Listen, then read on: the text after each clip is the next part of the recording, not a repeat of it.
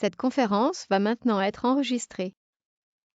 Bonjour à toutes et à tous et bienvenue pour ce webinaire de la T2E Île-de-France. Nous allons parler aujourd'hui C2E, certificat d'économie d'énergie, un dispositif central dans la dynamique justement de la rénovation énergétique. Et on accueille aujourd'hui Marc Gendron en particulier qui nous permettra de faire un tour d'horizon assez précis. Alors peut-être un mot sur la T2E. Donc on est donc une association indépendante créée en 1978 sur la thématique de l'énergie de manière générale, de la maîtrise de l'énergie et de l'efficacité énergétique de manière beaucoup plus particulière. Vous connaissez la T2E au niveau national avec un certain nombre de clubs, le club cogénération, département efficacité énergétique avec l'approche des programmes, l'approche évidemment plus largement des économies d'énergie, le club C2E dont Marc assure effectivement l'animation, club biogaz, power to gas, pyrogazéification et stockage d'énergie. Vous avez un certain nombre d'informations que vous trouverez sur notre site et j'imagine qu'un certain nombre d'entre vous est également abonné à cet excellent bimensuel d'actualité de l'énergie qui est Énergie Plus, qui permet d'avoir en quelques pages et de manière régulière effectivement une actualité, une avancée de tous les sujets qui touchent à l'énergie et à la transition énergétique de manière plus large. La T2E nationale, je vous l'ai présentée avec les clubs, elle est aussi régionalisée avec différentes régions, et notamment aujourd'hui l'Île-de-France, dont j'assume la présidence avec grand plaisir, avec une équipe assez dynamique, notamment justement toute Marc Garnier, mon délégué général, et l'ensemble du bureau que je remercie d'être présent et d'apporter leur pierre à l'édifice. On a effectivement un bureau opérationnel d'une quinzaine de personnes en lien avec tous les acteurs justement animant la dynamique de l'énergie en Ile-de-France, l'APC, l'AREN, la CCI de France, la DRIE, DRIEAT maintenant en l'occurrence, et on organise un certain nombre d'événements assez diversifiés. Quand on peut du présentiel, évidemment des conférences, des rencontres, des visites, des formats un petit peu plus d'interaction avec des grands témoins via des petits déjeuners ou des dîners qui nous permettent d'avoir cette interaction positive et dans un cercle assez intéressant autour de sujets d'actualité, de l'énergie. Et évidemment, c'est plus notre lot à tous depuis quelques mois, et on vient de représenter évidemment au second semestre, un certain nombre de webinaires sur différentes thématiques.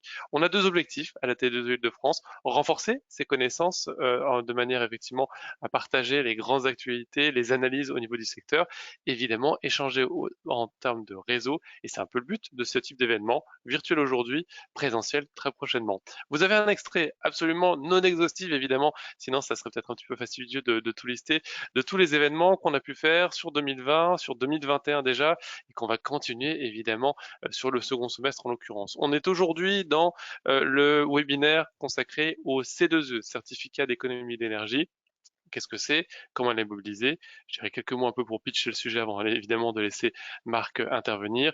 Au second semestre, on aura une dynamique autour du décret tertiaire, de la RE 2020, notamment sur la partie matériaux. On avait parlé réseau fin mars dernier, il y a un peu plus de 2 mois maintenant. On parlera effectivement matériaux, qui est un des points assez importants également qu'on va pouvoir trouver. On aura également des visites, notamment dans la dynamique de l'hydrogène. Les C2E en 3 mots et 3 points très succincts, on est vraiment dans un outil qui est vu comme central dans la politique française de l'efficacité énergétique. Il s'agit globalement de comptabiliser et de monétiser les obligations d'économie d'énergie des obligés, concrètement les fournisseurs d'énergie. Ces obligations-là, elles vont être quantifiées financièrement avec une règle de calcul qui peut transformer les kilowattheures CUMAC en euros qu'on va pouvoir valoriser dès lors qu'on fait des travaux qui vont générer des kilowattheures CUMAC cumulé actualisé, permettant effectivement d'équilibrer son plan de financement sur la rénovation énergétique, notamment du tertiaire, mais pas que, du process industriel également. Vous allez voir qu'il y a tout un tas de fiches qui correspondent à un certain nombre de sujets. Il y a donc 3 types de dispositifs qui sont inclus dans cette approche globale de C2E. Les C2E travaux, avec un catalogue de fiches assez précis, C2E précarité énergétique un peu plus spécifique, et les C2E programmes. Un exemple sur les réseaux de chaleur, sur la partie C2E travaux, vous voyez que sur tous les éléments du process réseau de chaleur en tant que tel, ça marche pour les. J'ai fait un focus volontiers sur les réseaux de chaleur, ça marche aussi pour différents types de bâtiments, différents types de process, notamment dans l'industrie. À chaque étape, chaque gisement d'économie d'énergie correspond une fiche de valorisation de ces économies d'énergie. Un exemple sur les réseaux de chaleur, avec une dynamique autour du calorifugage, de l'isolation des points singuliers, des postes de livraison, une approche CPE service aussi ou réglage des organes d'équilibrage, passage en basse température, etc., etc. Donc vous voyez qu'on soit sur la production, la distribution ou la livraison, on a des fiches C2E qui permettent d'attester d'économie d'énergie, de les valoriser du coup sur la place du marché des C2E et donc de boucler très utilement son plan de financement. On parle des C2E travaux et Marc va rentrer beaucoup plus dans le détail que je ne le fais à cet instant pour le pitcher en quelques instants et introduire ce webinaire-là. On a également la dynamique des programmes C2E.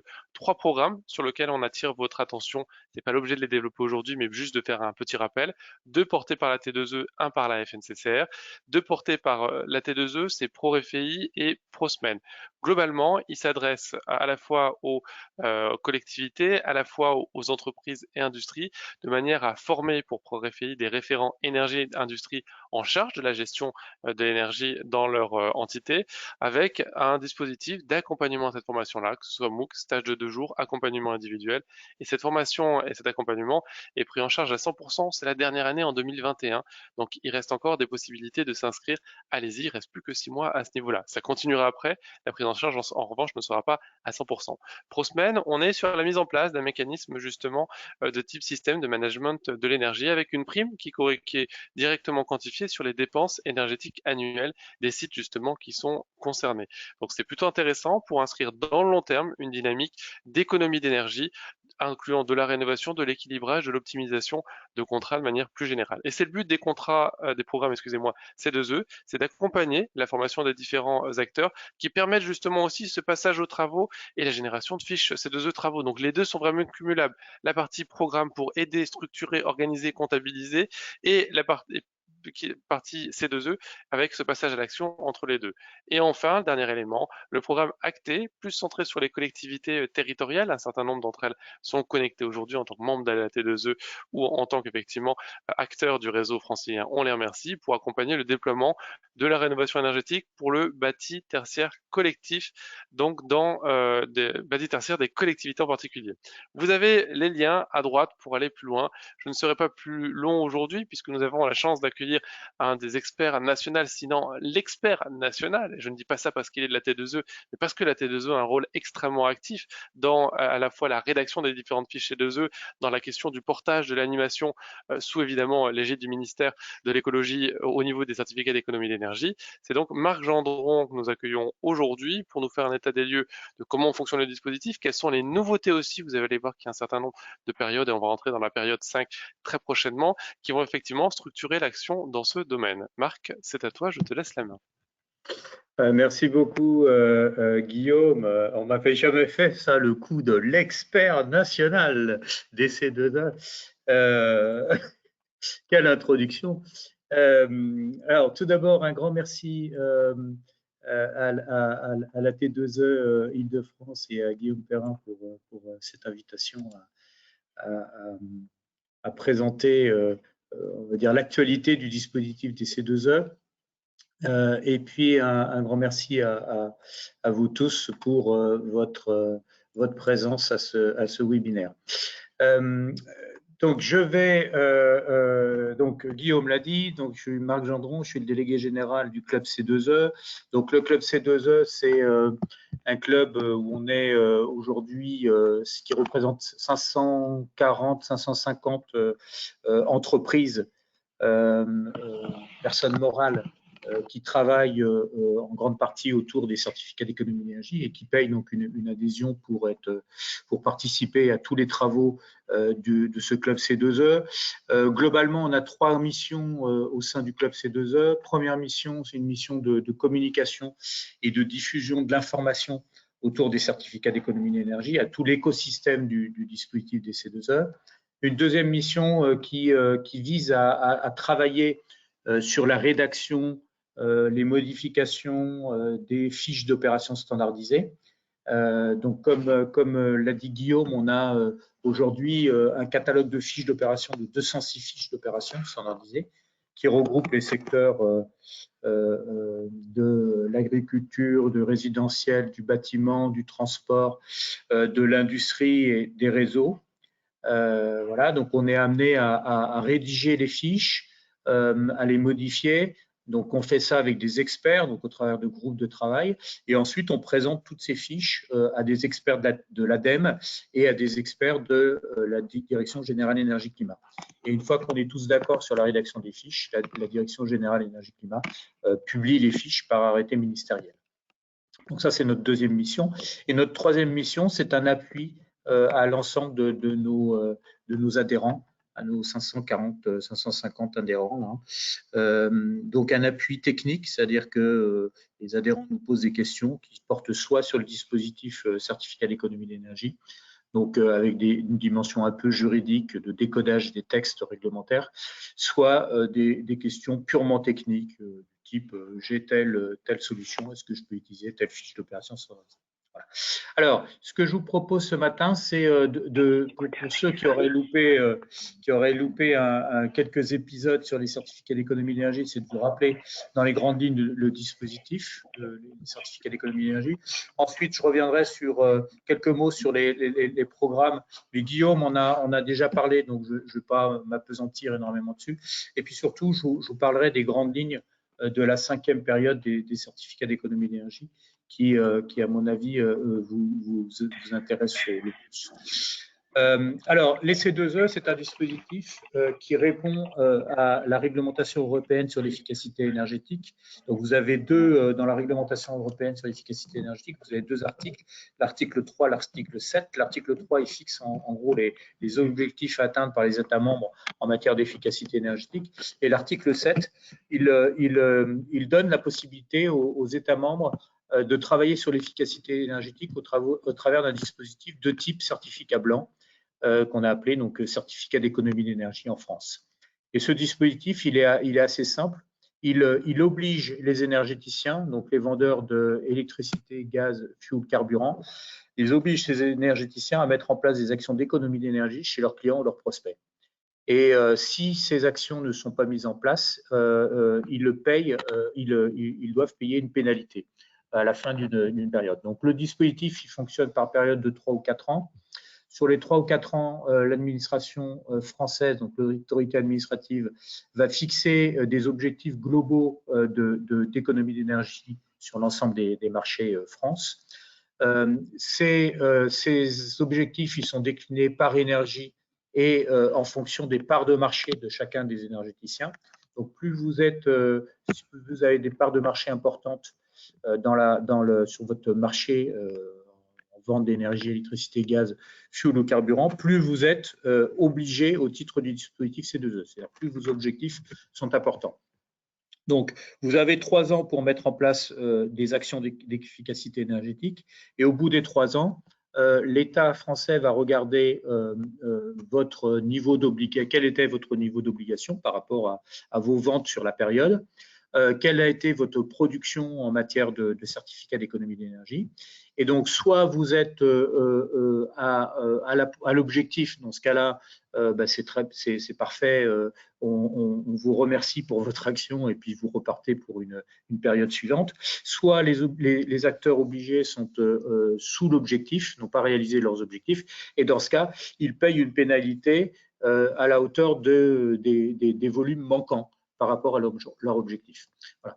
Et donc, ce dispositif est suffisamment contraignant et incitatif sur le plan économique pour obliger réellement les acteurs à jouer le jeu, puisque aujourd'hui, l'obligation, elle est de 15 € par mégawattheure CUMAC non produit en fin de période, ce qui représente pour des acteurs comme EDF, Total, Engie, même Ciplex, quelques milliards d'euros de pénalités potentielles.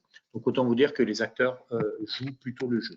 Donc, vous avez à droite, là, dans mon schéma, les acteurs obligés, et puis à gauche, vous avez des acteurs non obligés qui sont dits éligibles, qui sont les collectivités territoriales, l'ANA, les bailleurs sociaux, des sociétés d'économie mixte ou SPL, dont l'objet est l'efficacité énergétique, qui eux-mêmes peuvent produire des certificats d'économie d'énergie, mais n'ont pas d'obligation de les produire, c'est-à-dire qu'ils n'ont pas d'objectif de baisse de consommation d'énergie. Et donc, une fois qu'ils ont produit, eh bien, en fait, ils peuvent vendre sur un marché d'échange leurs certificats d'économie d'énergie. Donc, en faisant ça, l'État français a créé en fait une double comptabilité, c'est-à-dire un marché des certificats d'économie d'énergie où en fait, vous pouvez acheter du certificat d'économie d'énergie papier. Voilà. Alors, ce que je n'ai pas dit non plus, c'est que pour prétendre à un certificat d'économie d'énergie, les acteurs énergéticiens, donc les acteurs obligés qui payent le dispositif, ils doivent prouver à l'État qu'ils ont eu un rôle actif et incitatif. Alors ça, c'est vraiment important parce que c'est vraiment la pierre angulaire du dispositif.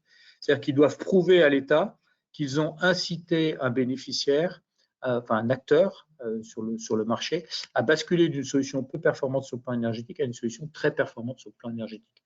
Et dans 95% des cas, le rôle actif et incitatif, c'est de l'argent, des euros qui sont apportés au titre de l'action et qui permettent de financer tout ou partie de l'action, de l'opération d'efficacité énergétique. Les certificats d'économie d'énergie sont comptabilisés en kilowattheure CUMAC. Alors, kilowattheure, on comprend, hein, c'est une consommation d'énergie.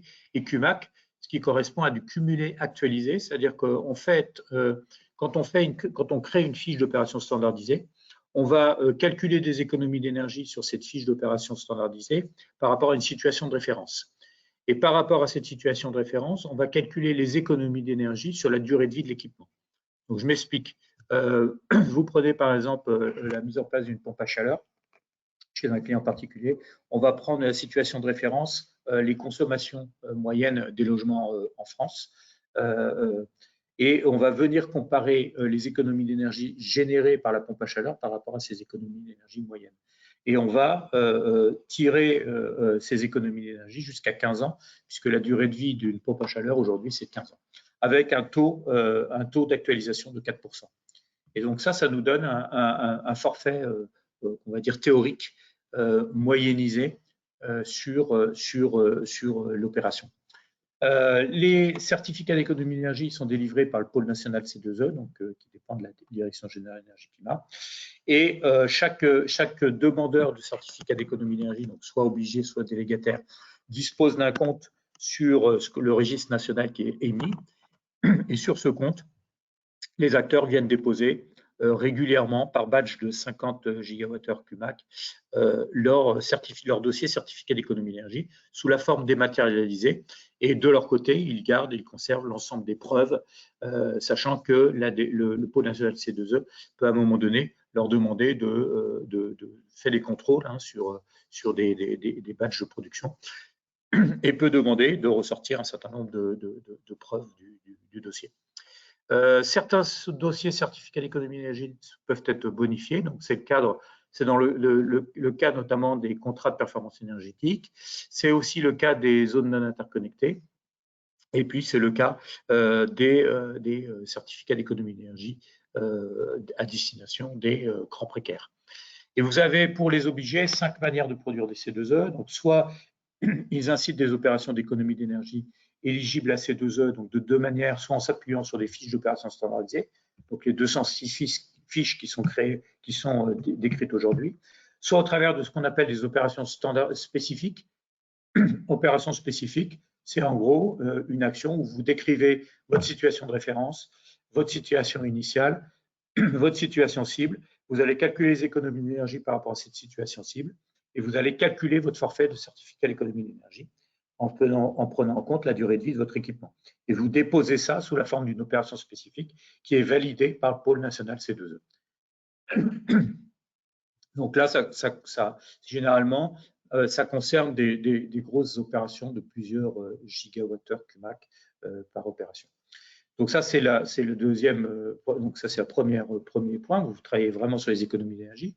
Deuxième possibilité, vous contribuez financièrement à des programmes certificats d'économie d'énergie. Donc un programme, c'est quoi? C'est une sorte de fonds qui permet à des acteurs de mettre en place des actions qui tournent soit autour de l'innovation, soit autour de le règlement de la précarité énergétique, enfin le traitement de la précarité énergétique, soit autour de la formation, information, et j'y reviendrai au travers de 3 exemples ensuite.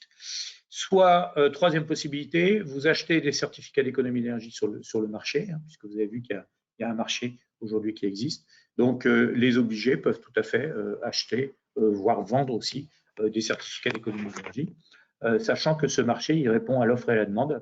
C'est-à-dire que quand le marché est long, c'est-à-dire quand les obligés produisent beaucoup de certificats d'économie d'énergie, bah, le prix du marché du certificat d'économie d'énergie a tendance à baisser. Et quand les acteurs sont plutôt courts, c'est-à-dire qu'ils ont du mal à produire des certificats d'économie d'énergie, bah, on voit le prix du certificat d'économie d'énergie augmenter. J'y reviendrai après en vous faisant un point sur la quatrième période. Quatrième possibilité pour les acteurs obligés, ils peuvent déléguer leurs obligations à tiers. c'est-à-dire que vous mettez par exemple à la place d'un acteur, un énergéticien qui a un objectif de 50 TWh Cumac, il peut très bien dire par rapport à ces 50 TWh Cumac, je vais produire par moi-même avec mes forces commerciales, avec mes forces internes, 30 TWh Cumac.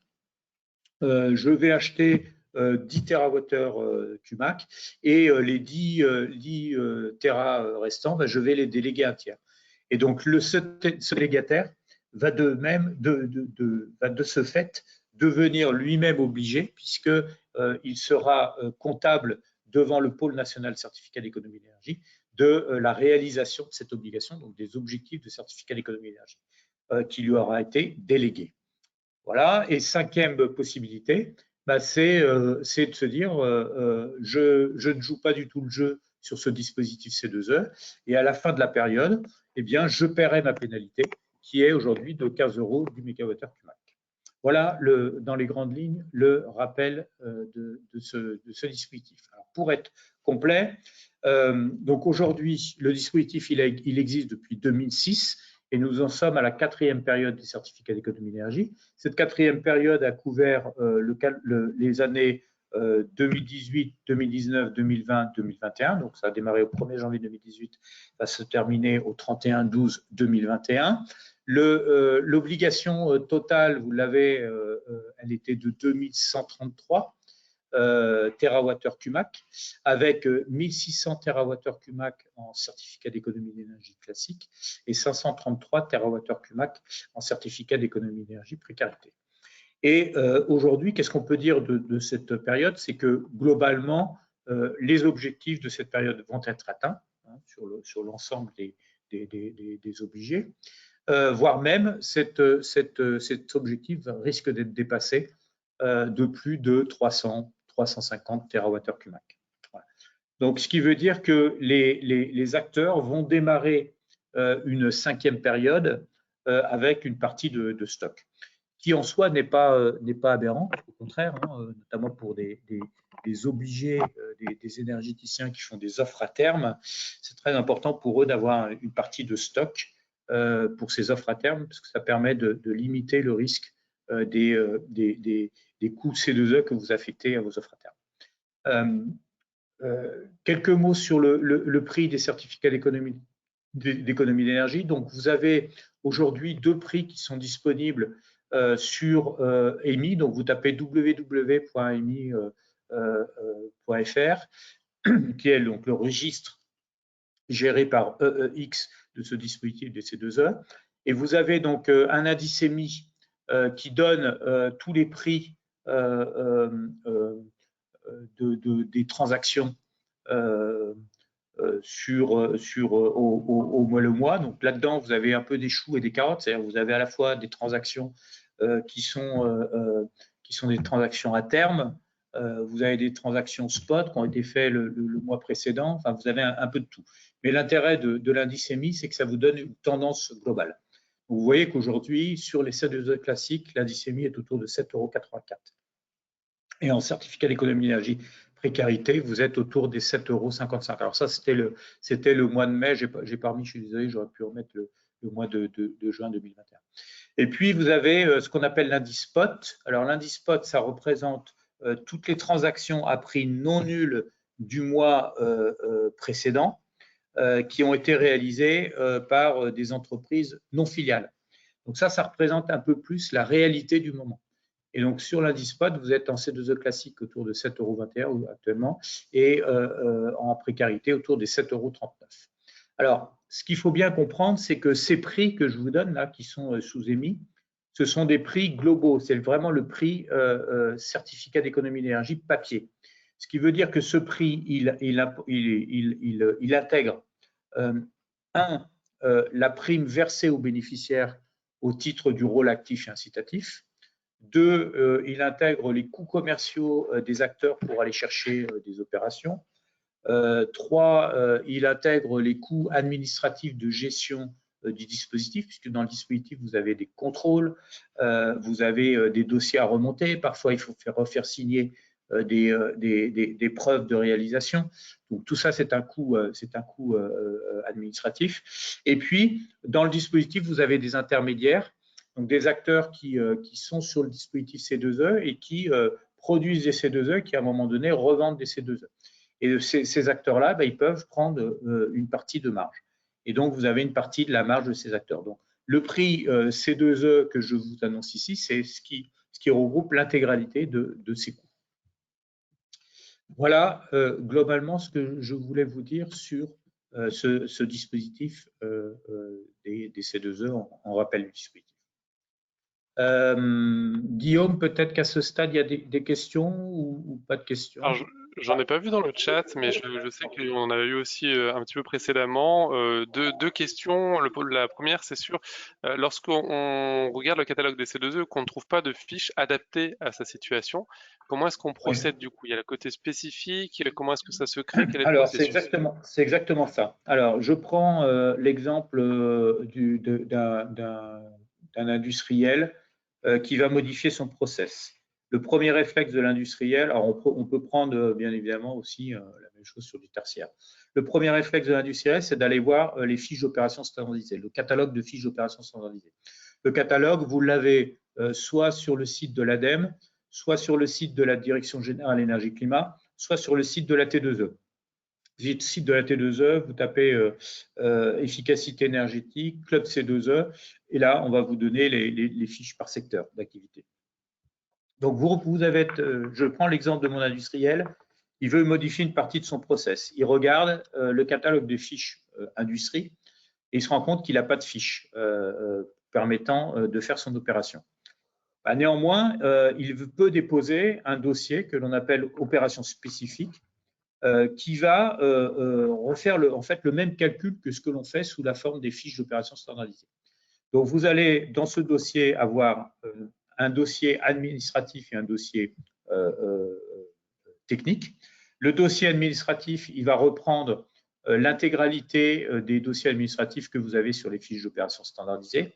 Donc, attestation sur l'honneur, où se situe l'opération, quel est le nom des opérateurs qui vont intervenir sur la mise en œuvre de l'opération, c'est-à-dire les installateurs, etc. Donc, tout ça, c'est à peu près commun avec du standardisé. Et l'opération et le dossier technique. Le dossier technique, il va viser d'abord à présenter votre site industriel. C'est-à-dire, c'est la situation initiale. Qu'est-ce que fait votre site? Qu'est-ce qu'il produit? Quel est aujourd'hui les dépenses énergétiques par tonne de produits générés, votre mode de production, etc. Donc, on décrit vraiment tout le site. Première étape. Deuxième étape, on va décrire ce qu'on appelle une situation de référence. Alors, la situation de référence, c'est la base de calcul à partir de laquelle on va calculer les économies d'énergie. Alors, la situation de référence, elle peut être prise de différentes manières. En industrie, souvent, on a ce qu'on appelle des brefs, qui sont les meilleures pratiques en industrie et qui permettent de dire, par exemple, dans le secteur de la céramique, pour produire une tonne de produits céramiques, il faut dépenser X kWh d'énergie primaire. Voilà, ça peut être une situation de référence. C'est-à-dire que vous allez calculer votre économie d'énergie par rapport aux meilleures pratiques du marché. Ça peut être des études que vous avez fait en interne. Si le site industriel a plusieurs usines sur toute l'Europe, le site va vous allez pouvoir prendre par exemple la meilleure usine, les pratiques les meilleures sur le meilleur site en Europe pour vous donner cette situation de référence. Et puis en dernier recours, vous pouvez aussi vous appuyer sur les fiches d'opération standardisées. Si votre opération, elle s'approche légèrement d'une fiche d'opération standardisée, vous pouvez aller chercher comme situation de référence quelque chose qui est assez équivalent à une fiche d'opération standardisée. Donc ça, c'est la deuxième étape. Une fois que vous avez décrit cette situation de référence, vous allez faire vos économies d'énergie, généralement avec un bureau d'études. Et donc, vous allez faire ces économies d'énergie sur la durée de vie de votre équipement. Et donc, ça va vous donner des kilowattheures actualisés, donc des kilowattheures QMAC. Et ensuite, vous allez présenter donc les durées de vie, bien évidemment, il faut les argumenter. Si vous avez un équipement qui est un peu particulier, il faut être en capacité d'expliquer que cet équipement, il a une durée de vie de, je sais pas, 10 ans, 12 ans, 13 ans, etc., etc. Et tout ça, c'est déposé au pôle national C2E qui va instruire ce dossier. Voilà un peu ce que c'est qu'une opération spécifique. Donc, c'est une opération qui nécessite un peu de temps en termes d'instruction, ce qui explique pourquoi les opérations spécifiques sont essentiellement consacrées à des assez grosses opérations. En troisième période, j'ai en tête que la moyenne des opérations spécifiques, c'est à peu près 300 gigawattheures QMAC. Donc, c'est quand même des grosses opérations. Peut-être une deuxième question avant de passer à la suite de la présentation concernant les prix. Et ton slide tombe à pic. La question assez classique. Quand est-ce qu'il faut vendre ou quels sont en tout cas, parce que c'est difficile à répondre, comment est-ce qu'on sait quel est le bon moment, quels critères on peut regarder? L'indice émis, ça nous donne une idée, mais d'une partie du marché. On sait que la totalité passe pas par la visibilité émis. Donc comment est-ce qu'on sait quel est le bon prix auquel vendre ces C2E quand on a un stock plus ou moins important en tant que au niveau des différents acteurs, qu'ils soient publics ou privés d'ailleurs? D'accord. Alors, déjà, ce qu'on peut se dire, c'est qu'il est peut-être plus opportun de vendre en fin de période au moment où l'ensemble des acteurs vont boucler leur dossier C2E, leur obligation. Puisque généralement, en fin de période, vous avez certains acteurs qui peuvent être courts et donc qui vont être amenés à acheter, et on va dire à acheter à un prix peut-être supérieur à ce qu'ils auraient fait auparavant. Donc, actuellement, on va attaquer, je veux dire, dans les 6 mois qui viennent, là, la fin de la période. C'est là où il y a peut-être des opportunités de vendre des C2E parce que vous avez des acteurs qui doivent boucler leurs obligations. Ensuite, ce qu'il faut bien avoir en tête, c'est que ce dispositif des C2E, c'est quand même un dispositif très réglementé. Et donc, il faut suivre la réglementation. Typiquement, on a eu un emballement depuis 2019 sur la production des C2E parce que la DGEC, Direction Générale de l'Énergie Climat, a mis en œuvre des actions de type coup de pouce. Donc, actions de type coup de pouce, ça veut dire que vous venez bonifier des actions. Donc, on a eu notamment les coups de pouce isolation. Les coups de pouce isolation, ils ont généré énormément de volume. La DGEC s'est rendu compte qu'il y avait beaucoup de volume de produits et ils ont décidé donc en début d'année de supprimer les coups de pouce. Et donc ce coup d'arrêt arrête la production des C2E et quelque part ça peut influencer le prix des C2E. Donc ce qu'il faut, c'est que vous suiviez aussi l'actualité réglementaire, puisque à chaque décision réglementaire, vous pouvez avoir un impact sur le prix des C2E, qui peut être un impact soit à la hausse, soit à la baisse du dispositif des C2E. Et puis au-delà de ça, il faut suivre l'indice émis et puis regarder comment ça évolue. Et quoi de mieux pour suivre les actualités réglementaires du C2E que faire partie du club C2E que tu animes, mon cher Marc? Effectivement, on a un suivi assez actif à ce propos. Je n'osais pas la faire. Je n'osais pas la faire. Peut-être juste une toute petite question avant que tu passes au slide suivant sur cette valorisation justement, cette mise en place pardon des C2E spécifiques dont on a parlé à la question précédente. Donc, une question dans le chat en disant est-ce qu'il y a des exemples de dossiers sur lesquels on pourrait s'appuyer lorsqu'on veut faire cette demande-là, ou est-ce qu'on rentre en contact directement par exemple avec toi pour travailler un dossier de ce type-là? Alors, ça c'est une très bonne question qui est assez récurrente.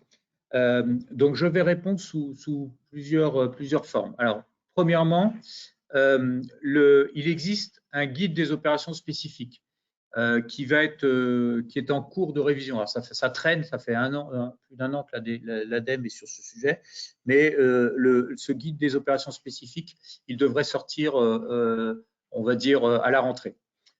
Donc, ce guide des opérations spécifiques, il vous explique pas à pas quelles sont les actions que vous devez mener. Vous avez déjà sur le site de la T2E la version de 2016 qui est à peu près, qui est encore d'actualité, hein, de ce guide d'opérations spécifiques. Premier point. Deuxième point, sur le guide de la T2E, vous avez un petit film, une petite animation de 3 minutes qui vous explique aussi rapidement ce que c'est qu'une opération spécifique. Donc, c'est une animation comment on appelle ça, open design, non, je ne sais plus, enfin, bref. Donc ça, vous pouvez regarder. Troisièmement, nous n'avons pas d'exemple d'opérations spécifiques parce que là, c'est un peu boîte noire. Alors pourquoi c'est boîte noire? Parce que toutes les opérations spécifiques sont instruites par le pôle national C2E. Il y a beaucoup d'opérations spécifiques qui sont faites en industrie et qui sont généralement confidentielles parce que ça vient modifier une partie du process des industriels. Vous savez que les industriels sont assez frileux pour communiquer sur leurs secrets de fabrication. Et donc, seuls parfois des experts de l'ADEME peuvent avoir accès à ces dossiers, ou sinon le pôle national C2E. Alors, côté AT2E, nous, on peut néanmoins, en amont, vous aider dans les grandes lignes. Mais on ne viendra pas vous aider de manière concrète et opérationnelle dans l'instruction du dossier C2E. Parce que ce n'est pas notre mission, et puis parce qu'on n'a pas les ressources suffisantes pour pouvoir le faire. Mais dans tous les cas, si vous avez des questions, n'hésitez pas effectivement à venir vers nous. Ça m'arrive, moi, d'aider dans la réflexion amont sur les opérations spécifiques. Il n'y a pas de problème. Parfait, merci beaucoup Marc. Je vois que le chat ne s'agite pas, donc tu peux continuer, je Okay. t'en prie. Alors, juste quelques mots sur les… Donc, on a parlé d'opérations spécifiques. Sur les programmes, alors tu en as déjà parlé, Guillaume, je ne sais pas s'il faut revenir, mais juste dans les grandes lignes, donc on a effectivement 3 programmes qui peuvent intéresser les acteurs d'Île-de-France, et notamment sur le tertiaire. Donc, ProSMEN, qui vise à accompagner les entreprises sur la certification ISO 50001. Donc, c'est au maximum 50 000 euros d'aide sur l'accompagnement, et c'est 20% des dépenses énergétiques annuelles des sites certifiés ISO 50001. Donc les entreprises de tout secteur, toute taille, établissements publics et collectivités. Donc ça, c'est aussi important, c'est que ça peut s'adresser aussi à ce type de cible. Et pour comment vous constituez un dossier que vous remontez à la T2E. Et je vous ai mis le contact pro-SMEN at2e.fr. Vous avez à la fin de tous ces slides, là, je vous ai mis une présentation complète de pro-SMEN. Ensuite, vous avez le programme Pro-REFI qui vise à la formation des référents énergie. Alors, c'est essentiellement là dans l'industrie. Donc, c'est un parcours multimodal avec 6 heures en MOOC, 2 jours en stage présentiel, un accompagnement en situation de travail sur plusieurs semaines. Les coûts pédagogiques sont pris tout ou partie par le programme Pro-REFI. Donc, si vous êtes une entreprise de moins de 300 salariés, 100% du programme des coûts pédagogiques sont pris en compte, sont financés par le programme. Et si vous êtes une entreprise de plus de 300 salariés, c'est 50% des coûts du programme qui sont pris à la charge, qui sont pris en charge par le programme. Et donc là encore, je vous ai mis le contact. Et puis, Guillaume en a parlé, le programme ACTE, donc instrument économique et environnemental pour les territoires. Donc là, on est sur une cible d'établissements publics et collectivités. Ça consiste en quoi? Ça consiste en gros à un centre de ressources avec des modules de formation, des guides, conseils d'experts, des modèles de cahier des charges pour mettre en place la rénovation des bâtiments. Ça vit avec des appels à projets qui offrent aux lauréats des aides à la rénovation des bâtiments publics, donc écoles, mairies, hôpitaux, musées, avec la prise en charge à la fois des aides à l'embauche d'économes de flux, l'achat de petits équipements de mesure et de logiciels de suivi des consommations et la réalisation d'audits et de la stratégie énergétique patrimoniale, ainsi que l'accompagnement à la réalisation des travaux. Et donc, pour cela, il faut se rapprocher de la FNCCR pour appel à candidature. Donc là, Guillaume, peut-être que tu peux en dire 2 mots. On va sur votre site et puis on propose un dossier. Comment ça marche? Exactement, parce qu'effectivement, en plus de mes fonctions en tant que président de la T2E Île-de-France, je travaille aussi à la FNCCR et je suis en charge du programme ACTE notamment.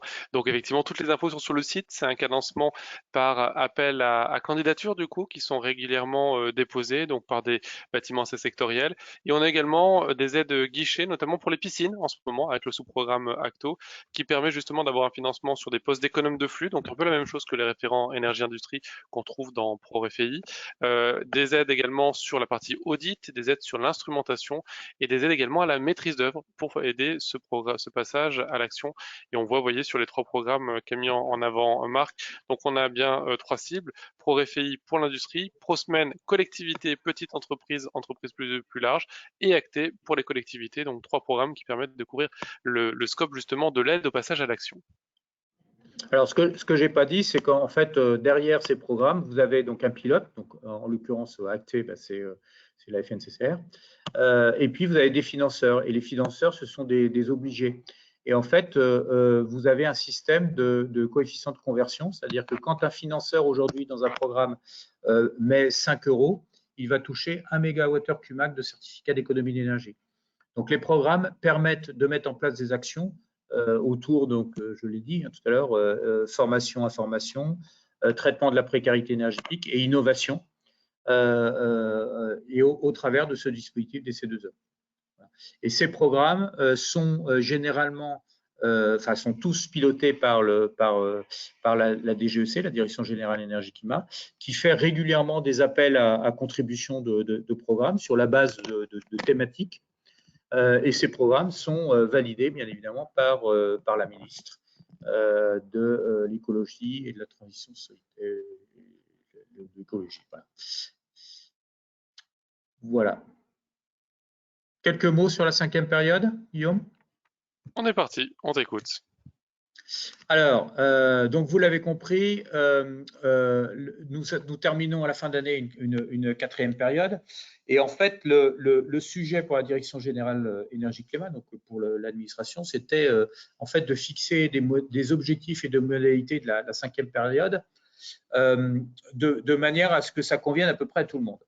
Donc ça revenait à résoudre une équation à au moins 6 inconnus, quoi. Alors plus ou moins inconnus, on va dire. Donc en gros, le travail pour la DGEC, c'était de dire comment est-ce qu'on peut mettre en place cette 5e période en répondant aux exigences européennes de l'efficacité énergétique, donc notre fameux article 3, article 7. Donc ça, c'est déjà calé. Ce qu'il faut que vous ayez en tête, c'est que côté européen, il va y avoir des évolutions sur cette directive européenne qui va durcir cette directive européenne, ce qui veut dire que les objectifs qui vont être demandés en matière d'efficacité énergétique aux États membres va probablement se renforcer dans les années qui viennent. Ça, c'est le premier point. Deuxième point, c'est dans la fixation des objectifs, un des enjeux de la Direction Générale Énergie-Climat, c'est de dire, OK, on fixe des objectifs, mais il faut que ces objectifs ils soient atteignables. C'est-à-dire qu'il faut que derrière, il y ait bien des gisements d'économie d'énergie. Parce que si vous fixez des objectifs trop importants, bien évidemment, il va y avoir, les acteurs ne vont pas être capables de produire les économies d'énergie. Et puis, il y aura une répercussion derrière en matière de pénalité. Donc ça, c'est le deuxième point. Donc généralement, à chaque fin de période, l'ADEME réalise une étude, ce qu'on appelle l'étude gisement, et va regarder où nous en sommes sur les consommations d'énergie, où est-ce qu'on en est sur la possibilité de baisse de ces gisements d'économie d'énergie, et remet un rapport à la DGEC, généralement avec une hypothèse basse, une hypothèse moyenne, une hypothèse haute, et la DGEC arbitre en disant, bah voilà, pour la prochaine période, on va choisir telle hypothèse de l'étude ADEME. Donc cette année, on est sur une base d'hypothèse plutôt basse moyenne pour la 5e période. Ensuite, un des enjeux aussi, c'est dans ce dispositif des C2E, la maîtrise des prix des énergies. Ce qu'il faut que vous compreniez bien, c'est que le dispositif des C2E, c'est un coût pour les énergéticiens. Et ce coût, il va être répercuté à qui? Il va être répercuté aux clients, aux acheteurs d'énergie. Donc, c'est répercuté dans le prix des énergies. Et donc, bien évidemment, si vous mettez des objectifs d'efficacité énergétique qui sont trop importants, vous risquez de voir les prix des C2E augmenter et ces prix des C2E vont être répercutés dans le prix des énergies. À un moment où aujourd'hui on est plutôt dans une phase inflationniste des prix des énergies, hein. Vous avez une augmentation qui est tombée là sur le gaz de 10% du prix du kilowattheure gaz. Sur l'énergie élec, vous êtes sur les marchés de gros aujourd'hui à pas loin vous êtes sur un marché bien au-delà du prix de l'ARENH aujourd'hui, au-dessus des 42 € du mégawattheure élec.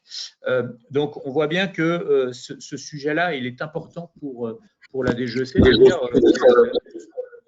il faut qu'on puisse avoir une acceptabilité citoyenne de ces actions d'efficacité énergétique. C'est-à-dire qu'il faut que les acteurs ils acceptent de se voir répercuter une partie de ce coût dans leur prix d'énergie. Et on a vu qu'en 2018, ce que ça avait donné, par exemple, avec la taxe carbone, où on a eu toute cette phase gilet jaune. Donc, autant vous dire que la DGEC est assez prudente sur ce sujet. Ensuite, la DGEC, elle a aussi intégré dans ses réflexions, là, sur sa 5e période, la manière de privilégier des actions de décarbonation. Donc, elle a plusieurs façons de prendre le sujet. Et sur cette 5e période, elle l'a pris de 2 manières, en prenant en compte les niveaux d'obligations qui sont fixés par énergie et en continuant à privilégier des actions plutôt de décarbonation, au travers notamment des coups de pouce, où on a des coups de pouce qui viennent aider à la substitution de solutions fuel, chauffage fuel, voire chauffage gaz lorsque ce n'est pas à haute efficacité énergétique. Donc, on voit bien que ça, c'est un point qui est important. Ensuite, un autre point qui est important aussi pour la DGEC, c'est de maintenir une filière dédiée à la production des C2E. Aujourd'hui, vous avez un certain nombre d'acteurs qui travaillent sur ce dispositif des C2E, donc des délégataires, des mandataires, mais aussi des artisans du bâtiment. Il faut qu'on puisse faire en sorte que ces acteurs ils puissent produire de manière fluide ces certificats d'économie d'énergie et bien faire leur travail en s'appuyant sur ce dispositif des C2E. Et puis, autre point qui est important, et notamment sur le marché des particuliers, c'est l'accroissement de la qualité des travaux dans un marché qui de manière un peu native, on va dire, génère structurellement une asymétrie d'information entre bénéficiaires et vendeurs. Donc, quand vous avez sur des marchés où vous avez une asymétrie d'information entre le bénéficiaire et le vendeur, vous avez généralement un choix qui est fait du bénéficiaire toujours du moins 10 ans, c'est-à-dire le prix le moins cher. Et le prix le moins cher, généralement, ce n'est pas le prix où vous avez le plus de qualité. Et donc, la tendance, qui peut être une tendance un peu naturelle, entre guillemets, de ce marché, c'est de tirer les prix vers le bas et donc de tirer la qualité vers le bas. Et ça, bien évidemment, la DGEC ne le veut pas, en disant si on fait de la rénovation, il faut aussi faire de la rénovation de qualité. Et donc, vous voyez un peu la difficulté pour la DGEC de résoudre cette équation, en essayant de prendre en compte ces différents éléments. Alors, qu'est-ce que ça a donné? Donc, ça a donné, premier point, une période de 4 ans. Donc, la 5e période va se dérouler du 1er janvier 2022 au 31 décembre 2025. Alors ça, c'est un point important parce qu'en fixant d'entrée de jeu une période de 4 ans, la DGEC donne de la visibilité à l'ensemble des acteurs et notamment donne de la visibilité aux obligés. Et parce que les obligés, ils sont sur des temps longs. Hein, l'énergéticien, quand il construit une centrale, il part pour 30-40 ans. Donc, bien évidemment, quand vous avez des périodes de 3 ans, c'est un temps très, très court pour un énergéticien. Donc là, la DGEC donne un peu plus de visibilité sur cette période. Et ce qu'il faut avoir en tête, c'est que dans la loi, il a été ancré aussi le fait que probablement pendant cette 5e période, on donnera déjà de la visibilité sur une 6e période avec des couloirs, on va dire un corridor d'obligations avec un corridor haut-bas qui permettra à l'ensemble des acteurs de se projeter au-delà de cette 5e période. L'obligation, elle est de 2500 TWh CUMAC sur 4 ans. Donc, une augmentation de 17% de l'obligation entre P5 et P4. Alors ça, c'est 17% d'obligation P5, P4 sur l'obligation globale. Et on va le voir en fait que quelque part, il y a une action très forte de la DGEC sur la réduction des bonifications. Donc, ce qui veut dire que c'est 17% d'obligations avec une pression très forte sur les vraies économies d'énergie. Cette obligation, elle se répartit en 1770 TWh CUMAC en C2E classique, dont 11% entre P5 et P4, et 730 TWh CUMAC en C2E précarité, donc 37% entre P5 et P4. Donc, une augmentation de la précarité. Ensuite, sur les seuils d'obligation, donc ça c'est une nouveauté aussi, c'est que dans le dispositif, vous êtes obligé au titre du dispositif quand vous vendez un certain seuil de vente d'énergie. Donc par exemple sur le chaleur et froid, si vous vendez plus de 400 gigawattheures d'énergie finale par an, vous devenez obligé au titre du dispositif. Donc la DGEC a décidé de modifier les seuils sur l'électricité et les gaz, puisqu'auparavant, en quatrième période, vous aviez un seuil de 400 gigawattheures d'énergie finale. Et là, vous voyez apparaître des seuils qui baissent. En 2022, ils seront de 300 gigawattheures d'énergie finale, 2023, 200 et au-delà de 2024, 100 gigawattheures d'énergie finale. Alors ça veut dire quoi? Ça veut dire que vous allez avoir en fait des petits, vous avez des acteurs nouveaux sur le marché qui seront plus rapidement obligés au titre du dispositif. Alors la DGEC a mis ça en œuvre pour éviter en fait un schéma qui s'est développé sur la troisième période où en fait un certain nombre d'acteurs créent des filiales pour toujours rester en deçà des seuils de l'obligation. Et en créant ces filiales, bien évidemment, en restant en deçà de ce seuil d'obligation, ils ne répercutaient pas le prix du dispositif C2E dans leurs offres d'énergie. Donc, quelque part, il y avait une concurrence un peu, alors, je ne sais pas si on peut appeler ça déloyale, mais il y avait une concurrence qui se créait entre les acteurs non obligés et les acteurs obligés. Donc, sur le gaz, vous voyez que vous avez la même chose qui se produit. Ensuite, donc pour le calcul de l'obligation des énergéticiens, en fait, c'est assez simple. Vous prenez le niveau de vente en gigawattheures d'énergie finale par an de chacun des acteurs que vous venez multiplier par un coefficient d'obligation. Et alors, qu'est-ce qu'on voit? On voit que, notamment sur le gaz et le fuel, il y a une augmentation du coefficient d'obligation sur la cinquième période. Donc, ce qui veut dire que la DGEC pénalise, je ne sais pas, mais demande une exigence en matière d'efficacité énergétique supérieure aux énergies gaz et pétrole par rapport à la quatrième période. Voilà. Et puis sur les certificats d'économie d'énergie classiques, vous aviez un coefficient qui augmente, c'est-à-dire que sur la quatrième période, vous preniez l'obligation de chacun des obligés et vous rapportiez à 0,333 l'obligation précarité. Là, vous allez passer à 0,412, ce qui explique pourquoi les C2E précarité vont augmenter. Alors, par énergie, ça donne un schéma suivant, c'est-à-dire que sur cette cinquième période des C2E, le niveau d'obligation sur les acteurs électricité va plutôt baisser, puisqu'on sera à moins 11% par rapport entre la P4 et la P5, alors que pour le gaz naturel et le fuel domestique, vous voyez que ça augmente très fortement, puisqu'ils ont un niveau d'obligation qui va augmenter de 50%. Pour le reste, c'est à peu près stable. Alors, le GPL carburant baisse aussi, et pour le reste, c'est relativement stable. Voilà un peu dans les grandes lignes, dans les très grandes lignes, l'actualité sur le niveau d'obligation, la cinquième période.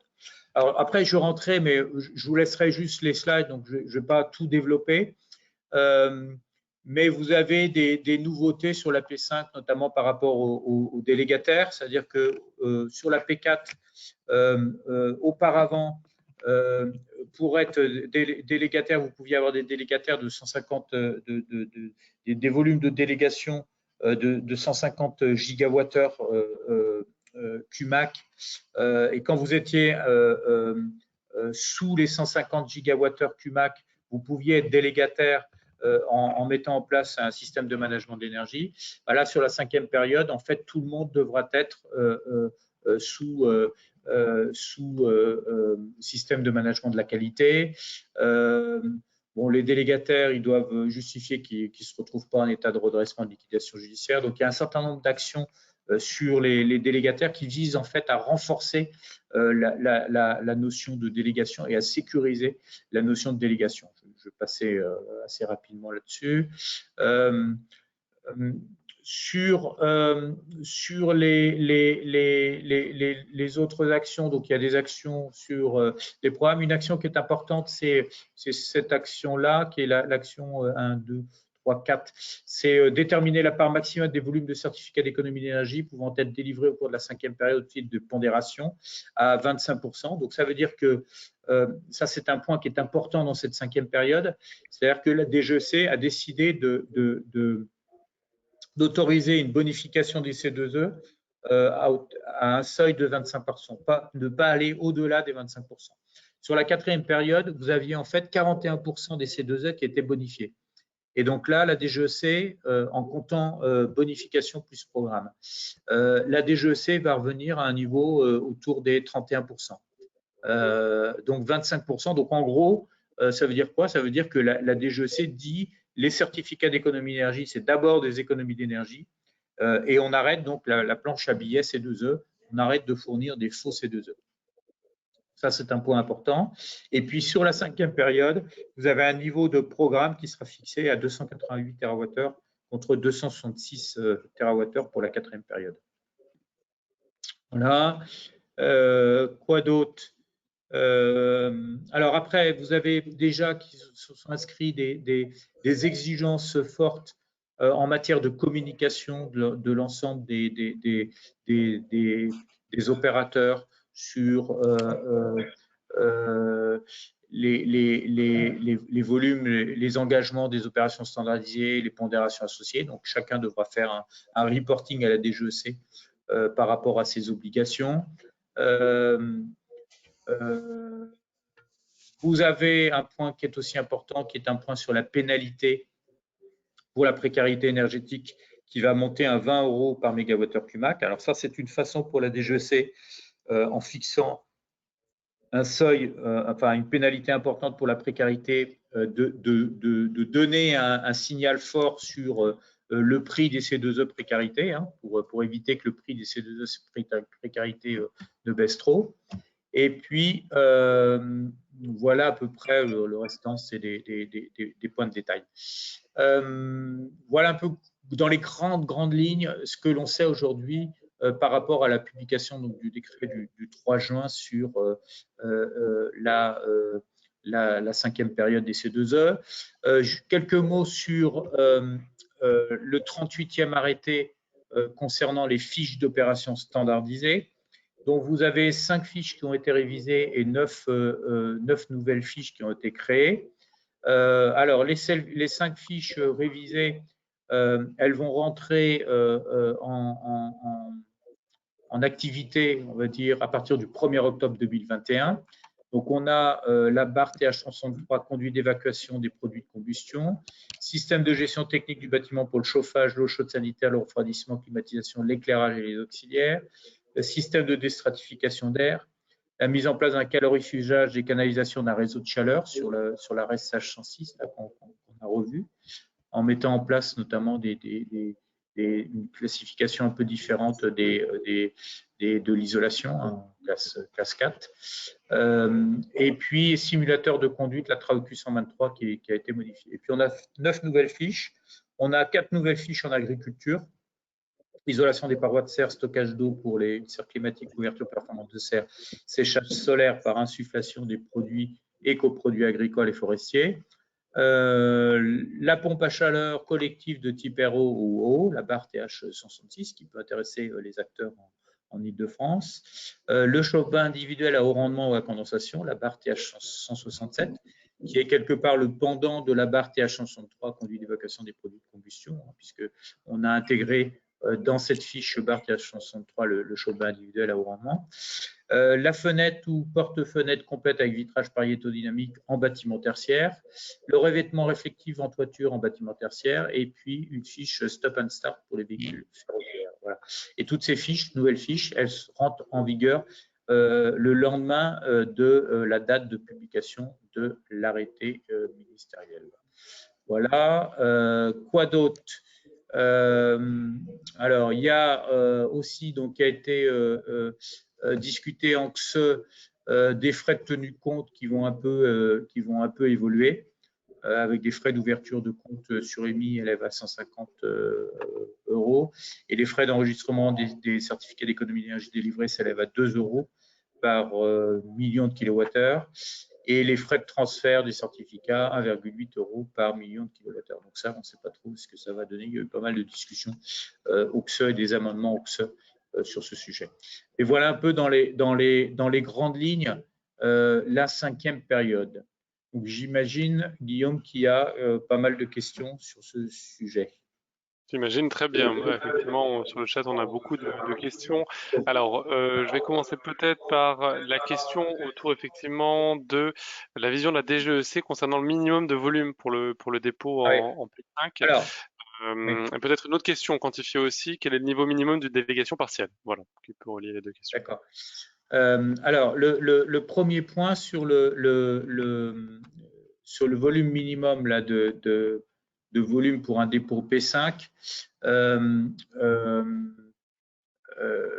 ce qu'il faut dire, c'est que donc là, ce que je vous ai donné, c'est le premier niveau, c'est le décret, donc qui fixe les grandes lignes de cette 5e période. Au mois d'avril-mai, la DGEC a sollicité l'ensemble des acteurs pour une nouvelle phase de concertation traitant des modalités, pratiques, donc qui seront déclinées sous la forme d'arrêtés ministériels. Et une des propositions de la DGEC qui a été dévoilée au travers de cette phase de concertation, c'est d'augmenter très fortement le minimum de volume pour les dépôts 5e période et de passer des volumes. Aujourd'hui, vous pouvez déposer, quand vous déposez des dossiers, vous déposez des batchs de 50 gigawattheures QMAC en standardisé, 20 en précarité, en opération spécifique. La proposition de la DGEC, c'est de passer de 50 gigawattheures QMAC à 300 gigawattheures QMAC, c'est-à-dire avoir des batchs assez importants.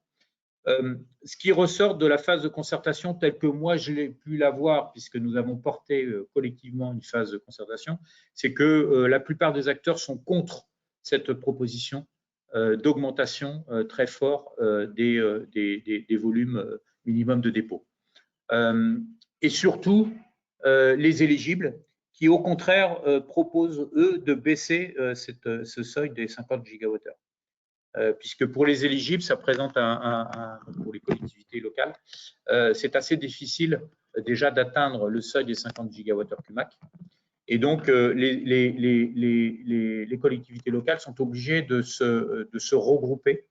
Ils ont la possibilité de se regrouper à plusieurs collectivités pour déposer l'intégralité de leur dossier sous la forme d'un seul batch, de manière à atteindre ces 50 gigawattheures QMAC. Sachant que tous les ans, chaque acteur a ce que l'on appelle une dérogation, c'est-à-dire qu'il peut faire un dépôt de moins de 50 gigawattheures QMAC. Donc, sur ce sujet-là, je ne sais pas du tout quelle est la vision de la DGEC. Côté AT2E, on a alerté la DGEC sur ce sujet plusieurs fois. Je pense que 300 gigas, effectivement, c'est beaucoup. Donc, je ne sais pas du tout ce que décidera la DGEC sur ce sujet.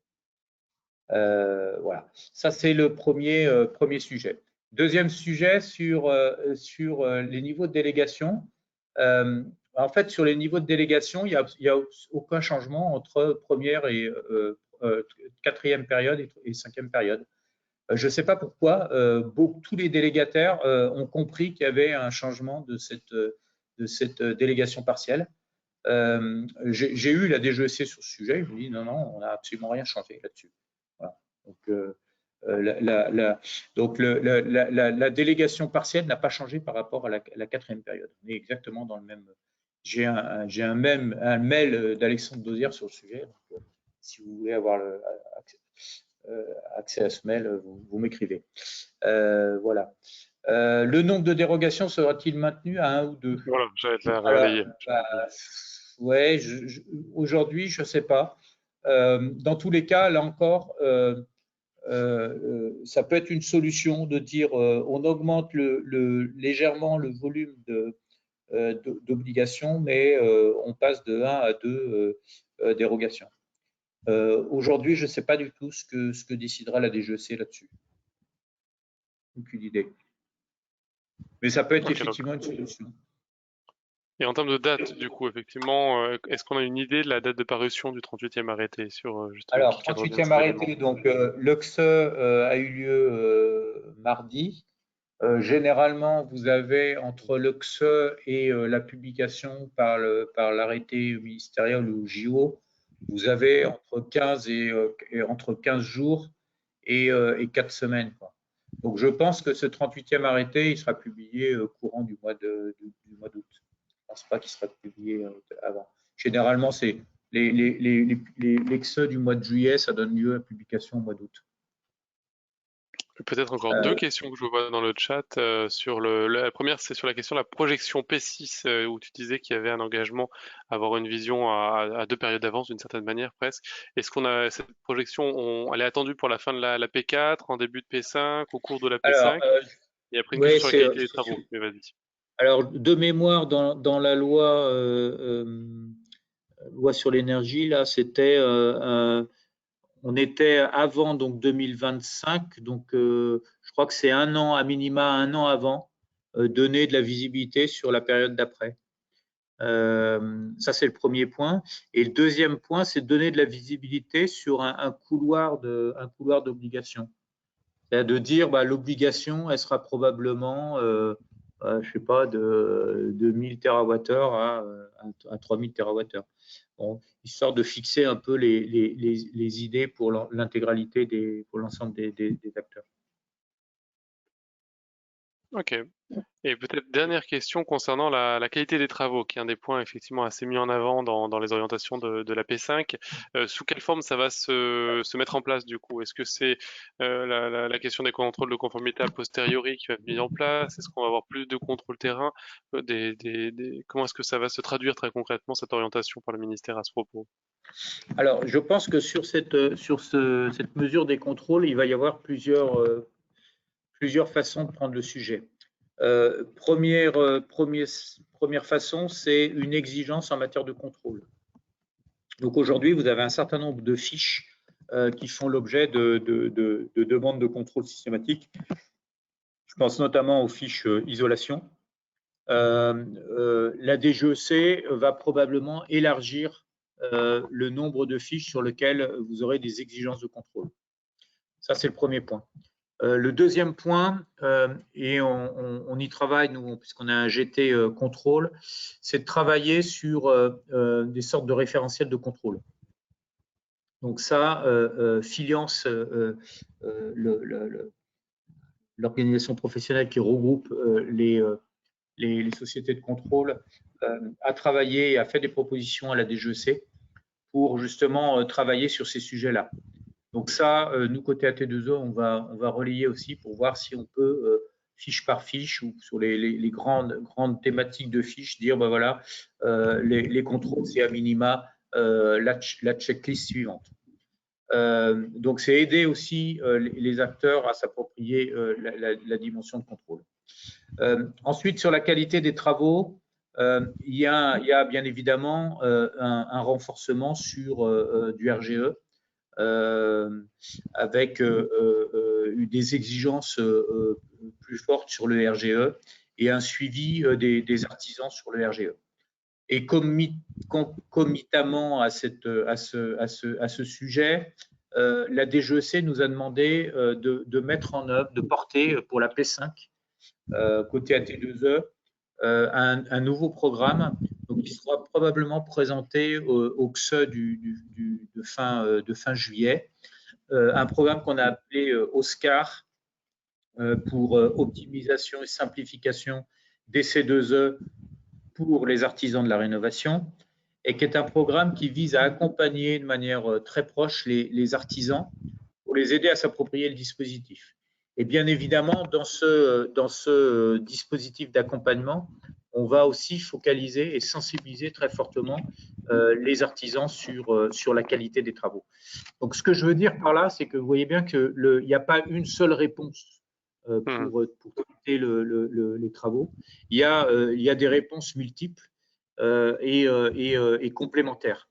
Et l'idée de la DGEC, c'est vraiment d'articuler tout ça, faire quelque chose d'assez cohérent, mais qui, dans tous les cas, vise vraiment à assurer la qualité des travaux pour les bénéficiaires. Parce que ce n'est pas parce que vous êtes précaire sur le plan énergétique que vous n'avez pas le droit à une rénovation faite avec soin et une rénovation de qualité.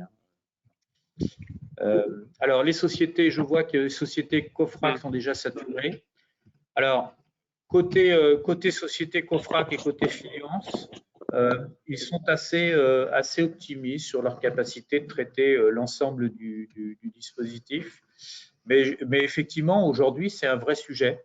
C'est-à-dire qu'on voit qu'on a un goulot d'étranglement sur les sociétés qui sont en capacité d'aller contrôler les dossiers. Je pense qu'il faut qu'on arrive à fluidifier tout ça. Il me semble que mettre en place des référentiels de contrôle, ça peut aider aussi à traiter les sujets plus rapidement, de manière plus fluide, de manière plus harmonisée entre tous les acteurs et aider à traiter justement l'ensemble de ce volume.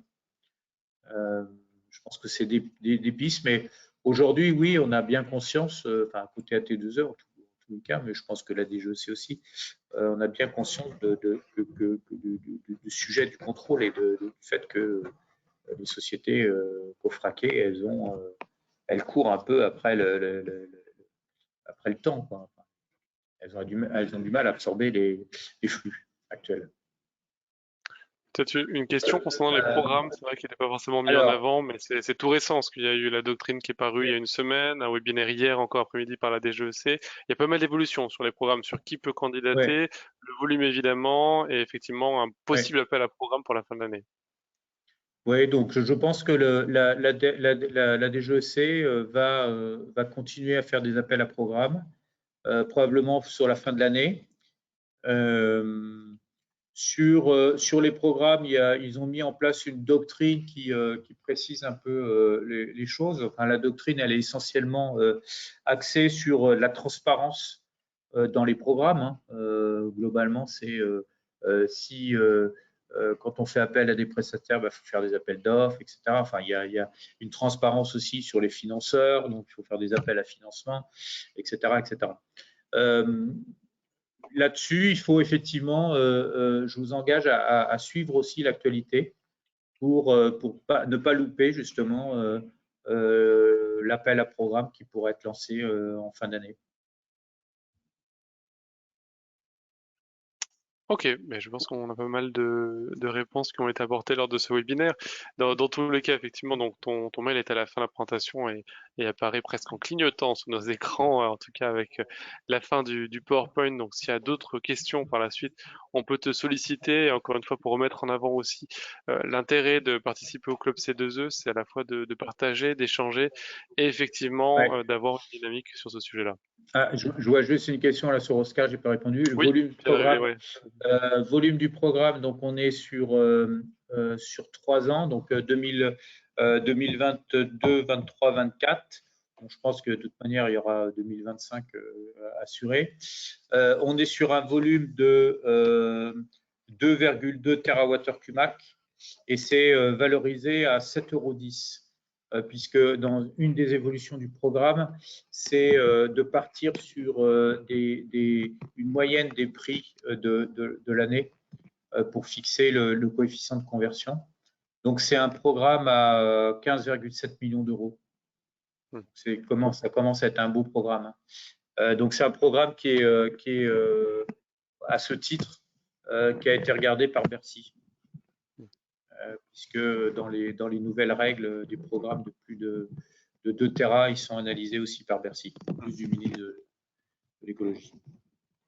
Il y a une restriction plus forte, hein. Effectivement, la DGEC, on le sent sur le déploiement de potentiels nouveaux programmes, du fait que Bercy soit plus présent, du fait aussi d'une volonté de réduire aussi cette part dans le volume global C2E. Ouais. Ils ont mis en place, côté DGEC, une instance qui est assez importante aussi, qui est le CIA, le comité interadministration, qui réunit en fait toutes les administrations qui peuvent être touchées de près ou de loin au programme et à la thématique du programme. Et donc, typiquement, Oscar, il est passé dans cette instance, ce qui permet vraiment à l'ensemble des administrations de se positionner sur les programmes. Donc, on voit bien qu'il y a aussi la volonté de la DGEC de ne plus faire les choses dans son coin. Il y a vraiment une ouverture beaucoup plus large. Ce qui, à mon avis, va aussi dans le bon sens. C'est intéressant parce que ça permet une cohérence d'ensemble sur tous les programmes. Et sur vraiment le dispositif, il y a une autre question sur la manière dont on peut défendre, présenter son programme, etc. Là, c'est entre les mains de la DGEC. Moi, je les ai eu aussi hier matin au téléphone dans un cadre plus global C2E en indiquant pour l'instant les priorités de cet appel à programme n'étaient pas encore définies. Du coup, ils étaient en train de les rédiger. Ils n'ont pas du tout encore arbitré sur ces éléments-là. Donc, c'est encore tôt pour avoir des infos sur ce sujet-là. Suivez les actualités du club C2E pour avoir toutes les bonnes infos et les dernières actualités à ce propos. On arrive au terme de ce webinaire en remerciant très chaleureusement Marc à la fois pour cette présentation très structurante et le partage de toutes les dernières actualités, hein. Vous voyez qu'on est vraiment au cœur du sujet avec cette approche des certificats d'économie d'énergie comme outil central et surtout au cœur des actualités par rapport à la P5 qui se dessine de manière de plus en plus précise et chaque jour qui passe en ce moment apporte son lot d'actualités. Donc restez attentifs à toutes les actualités qu'on a sur la boîte mail.